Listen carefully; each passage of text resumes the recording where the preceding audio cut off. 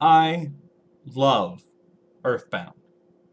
It's one of those things people learn about me about 5 minutes into meeting me for the first time. It's not a secret. Earthbound was actually the second game in the Mother series, and I encountered it. It's the first one that came to America. And I encountered it at the age of about 11 or 12, which is about the age of the main characters in the game. And it sunk its fangs in deep, and it just rode with me for the rest of my life. When it came to America, it wasn't that successful. And I think part of that might have been Nintendo's marketing strategy of, this game stinks. They were going for a whole scratch and sniff thing. But the market they were aiming for is primarily the parents who buy the video games for the kids, right? At that day and time. And I don't think most parents were going to buy a game that advertises how badly it stinks. That's just my guess. So it kind of bombed in America. But along with the invention of the internet came a new phenomenon. A cult gathered up around Earthbound. A small group of extremely insane people decided that Earthbound was one of the single greatest games ever made. I'm one of them.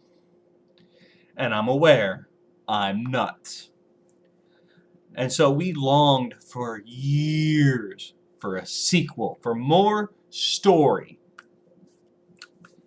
And when we finally got it, and I can only speak for myself here, what a disappointment it was. Mother 3 came out in Japan. To date, it has not come out in America, but there is an unofficial English translation. Me, being the whack job that I am, played it in the original Japanese with a fan-written translation on paper, so I could try and hope I understood what was going on. It's amazing how difficult it is to do RPG combat when you don't understand any of the combat commands. And so I ended up having to keep my own journal of, okay, I think this is attack, I think this casts fire, and I'm sure somewhere I've got all these Japanese symbols written down. And Mother 3 is the reason I'd like to talk to you today.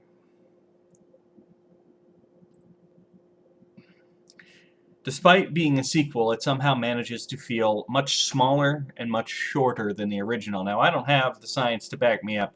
I don't know the average length of a run-through of Earthbound. I don't, because it's been a while since I've played through it and I never kept track of time. But you can beat Mother 3 in about 20 hours. I know, because I did to capture all this footage that I'm about to show you. The world is also much smaller. Earthbound had about 10 cities and an open world, and you had the ability to teleport, so you could go anywhere in that world at pretty much any time.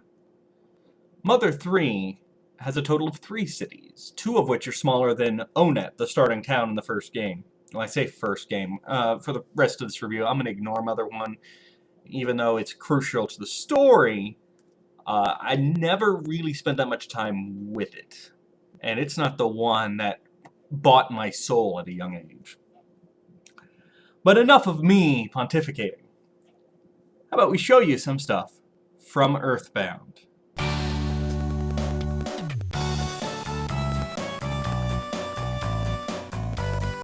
Yeah, that'd be cute if that was actually what I was going to do. No, although it is nice that Mother 3 remembers its roots, we're going to talk about Mother 3. It's hard to know where to start with the WTF moments of a game where you save your game by talking to frogs. Now, admittedly, talking to animals is nothing new to Earthbound. The theory is that since the kids have psychic powers, they can communicate with animals. Although in this game, it doesn't matter if you have psychic powers or not, all animals are open for talking.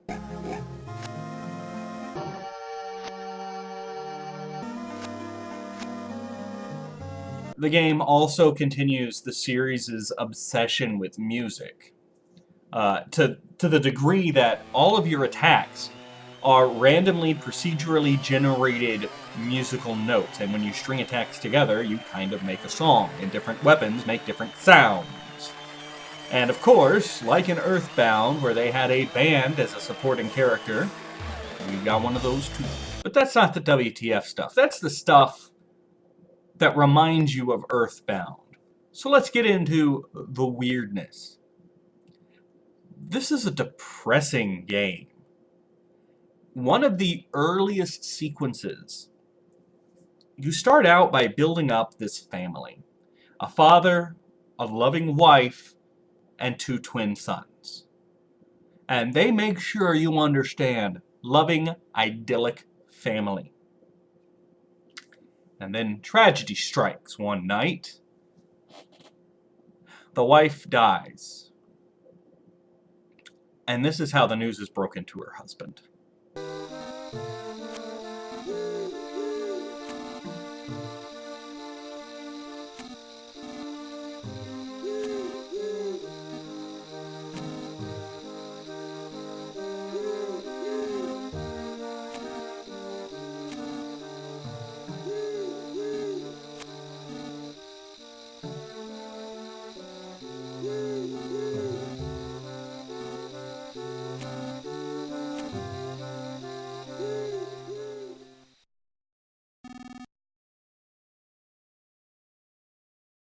What the hell? I I've got nothing. How do you even sit down and write that? That's so absurd. It's so bizarre. And that's more or less the beginning of the tale. And it's not just the dark, depressing nature of this game that's weird, but it's an oddly sexualized game. See, in the previous games, you would learn your psychic powers through leveling up or in game events. In this one, the method for learning new psychic powers is... Princess Kumatora appears to gain her psychic powers by having her period.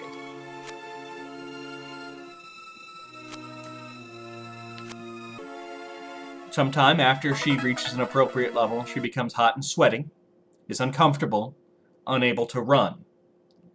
And after that passes, she gains a new ability. Now, that is somewhat undermined by the fact that Lucas, the boy main character, goes through the same process to gain his psychic powers, but let's look at how Lucas learns his psychic powers in the first place. He first gains the ability to use psychic powers by going into a hot spring and going underwater in front of one of the Magypsies. What's a Magypsy, you ask? I'm so glad you did. The Magypsies are a race of 7 people who guard the 7 needles that hold the dragon in place, and we'll address the plot in a minute. The Magypsies are transsexuals. There's really no other way to look at it. They are men and women at the same time. Their actual body parts are unknown, but when they fade out later in the game, they leave mementos, and the memento is always a razor for shaving and lipstick. They're very clearly transsexual, which I don't have an issue with personally. But the Earthbound games being sexually charged is just odd. Because the first, it's kids running around. There was no mention of sex in the first one. The closest it ever came was sometimes the adults would see the 4 kids running together and be like, "Oh, are you playing with your little girlfriend?" That's as sexually charged as that game got.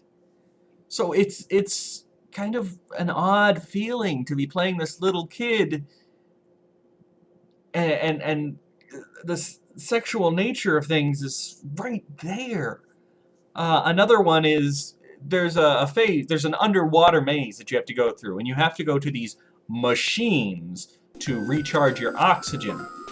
And the machines are mermen. They're mermen, and they refill your oxygen by making out with you.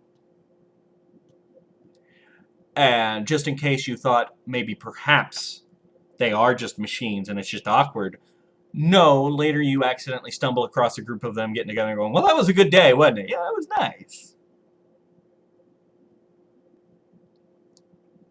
I don't know why. The plot of the game, and it's possible that I'm going to get one aspect of this wrong because there's not an official translation. The first time I played it in the Japanese, whoever translated it one way, and then the unofficial translation that everybody can play now is translated it another way. So, and I'll tell you what the discrepancy is. It's the discrepancy between universe and world. And if you ever played Super Mario Galaxy, clearly it's a mistake that can be made. So, I'm going to say it one way, but I want you to understand, whenever I say Galaxy, it could just be world. But I'm going to stick with the Galaxy one because it's the one I first encountered. The story is basically Pokey, a minor recurring villain from Earthbound who escaped in the final battle, takes the advanced technology that he got from the big bad he was working for and is able to travel between time and space, hither and thither and yon. And the entire universe falls apart. How much of this is due to him and his mischievous nature is unclear. Although, one of the points of this game is that there is nothing more evil than a small child given no discipline and unlimited resources. Apparently that's just one of the most evil things there is. So, the universe, more or less, comes to an end. The few survivors gather on a white ship, and they find a little corner of the universe that's outside of time and space. And it's called the Nowhere Islands. And upon arriving there, they erase their memories and they decide, we are going to live an idyllic life. And it is a utopia. It really is. There's no such thing as money. Everybody is happy and just lives their lives. And then the pig army arrives, led by Pokey. He's called Porky in this version. He's called Porky in the original Japanese. When I met him, and when I spent years fighting against him, it was as Pokey in the English translation of Earthbound. So, Pokey slowly begins to corrupt the Nowhere Islands. He introduces television, which is the first evil. Then he introduces currency. And slowly by slowly destroys the peaceful nature and turns them into a capitalist society bent on, pleasure. And that's what's so depressing about playing this game. When you're playing Earthbound, you're playing a group of kids who are trying to save the world. And as you go town to town, area to area, you're cleaning it up. You're the sheriff, man. You come in, you stop whatever evil plots Gigas is doing, and you make everybody's life better until you get to the end of the game where you save the world. In Mother 3 is broken up into a chapter structure, and each chapter ends with the world being worse off than it was before. No matter how good you are at the game, no matter what you do, as the game goes on, the world becomes worse and worse and worse. It's pretty depressing, actually. The game ends, as these games have to, in a sort of nightmarish battle where the final boss isn't fought. You spend the entire final battle healing yourself and guarding. That's all you do as you wait for the plot to play out.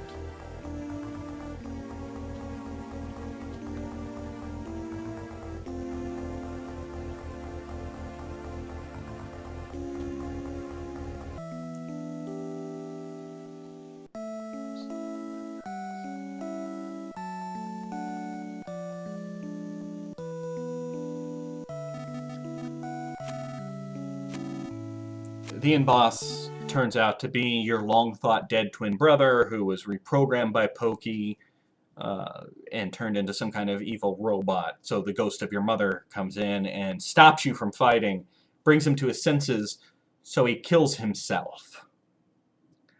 In the process of that fight, he probably also killed your father, which leads you to pull the final needle to wake up the dragon. Now, the point of this whole dragon is whoever pulls the needle puts their spirit into it. So if an evil person pulls the needles, like your evil reprogrammed twin brother was trying to do, the dragon will be evil. And it would have served Pokey, and he would have used it to wipe out the rest of life in the universe, and it would have been him and the dragon alone forever, which apparently he was okay with.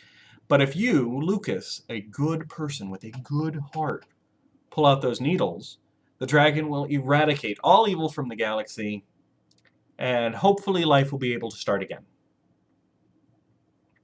Except when you pull the final needle, this is what you get. It's Armageddon. It's apocalypse, man. And then the end screen comes up.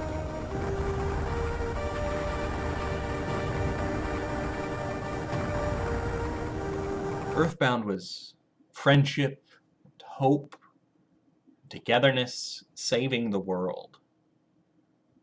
Mother 3 is watching the world fall apart as you futilely try to save the people you care about, and in the end, you doom them all.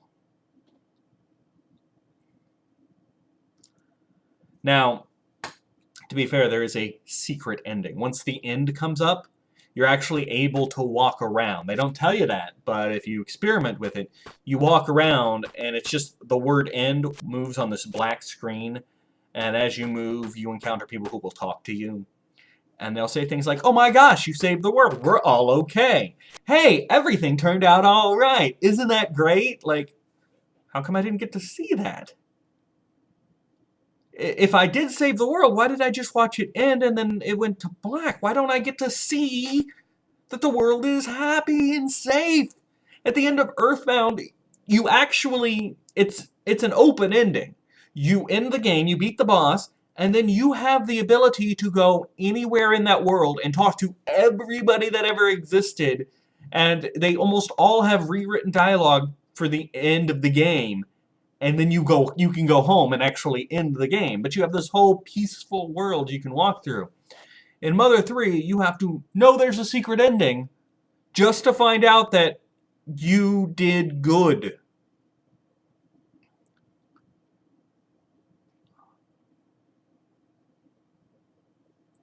The sequel is smaller, a bit more sexualized, and a lot more depressing than the game that came before it. And I honestly wonder, if Mother 3 hadn't had the rough development life it had, because it was originally supposed to come out in Nintendo 64 disk drive. And when that didn't happen, this game didn't happen. Then finally, after years of struggling, it came out on the Game Boy Advance like minutes before the DS came out and the Game Boy Advance was obsolete.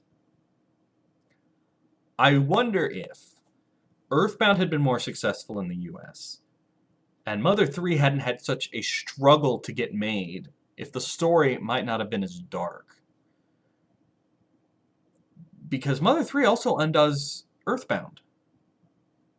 If the whole Galaxy translation is correct, then it doesn't matter that Ness beat Gigas at the end of Earthbound, because Pokey's going to destroy the galaxy. Which includes Ness, which includes his hometown, which includes his world. So what was the point? What's the point of any of it if Pokey's just going to destroy us all? Oh my god, Mother 3 has made me nihilistic. What does it even matter? The pig army's just going to conquer us all anyway.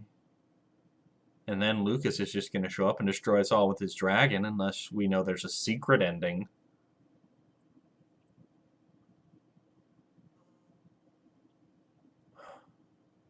That's it. That's...